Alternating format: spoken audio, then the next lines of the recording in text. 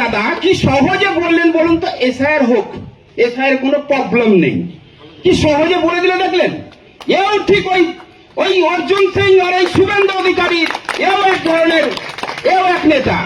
কত সহজে যে এসআইআর নিয়ে মমতা ব্যানার্জি এবং অভিষেক ব্যানার্জি তারা রাজপথে নামবে, মঙ্গলবার কলকাতার পথে হাঁটবেন, সেই এসআইআর সম্বন্ধে বোলপুরের দাদা কি বলছেন, এসআইআর কোনো সমস্যা নেই, কোনো প্রবলেম নেই, এসআইআর হোক। এই দাদাই তিহার থেকে আসার পর তিনি কি বললেন, যে আমাদের জেলা পরিষদে আগে যিনি সভাধিপতি ছিলেন তিনি এত ভালো কাজ করেছিলেন যে রাষ্ট্রপতি পুরস্কার দিয়েছিলেন তাকে। এই দাদার বক্তব্য হচ্ছে, আমি কিন্তু তথ্য দিয়ে বলছি, কোনো ভুল কথা বলছি না। এই দাদা বলছেন যে জেলা পরিষদের আগে যিনি সভাধিপতি ছিলেন অর্থাৎ বিকাশ চৌধুরী, উনি নাকি এত ভালো কাজ করেছিলেন যে রাষ্ট্রপতি পুরস্কার পেয়েছিলেন।